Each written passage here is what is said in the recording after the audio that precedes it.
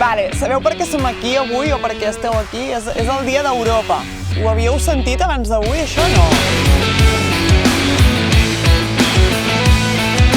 És important que els joves aprenguin com identificar la desinformació i com buscar la informació veraç i útil perquè estan molt exposats a aquest tipus de continguts. Ells s'informen sobretot a través de les xarxes socials i han de saber destriar. Europa, durant el segle XX i els segles anteriors, era un camp de batalla.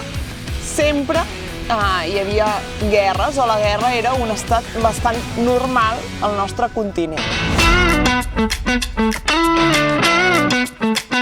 Hem fet el racó de les fonts per saber si una font és fiable o no és fiable.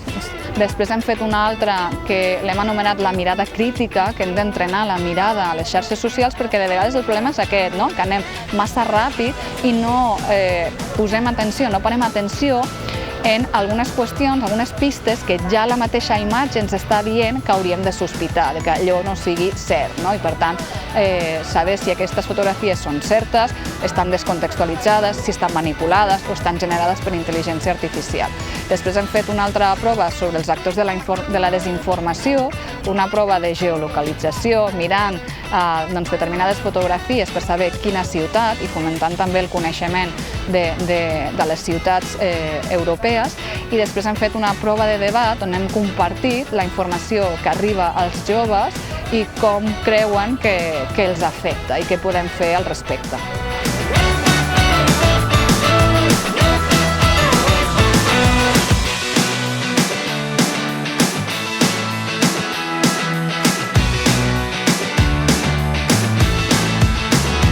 Avui hem vingut aquí a fer una gimcana sobre la desinformació de les xarxes socials. He après a no fiar-me de totes les fonts d'informació perquè no totes són verídiques. Jo crec que és bastant important que els joves aprenguin sobre la desinformació perquè ens poden enganyar i podem passar-ho molt malament. Hem après que no tot pot ser real perquè podem estar mirant una cosa i et pots creure que és real i no ho és. Estigui creat per intel·ligència artificial o en Photoshop, sí. Molt, ha sigut molt divertit.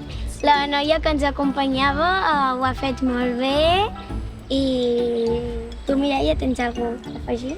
Ha sigut molt divertit i ens hem passat molt.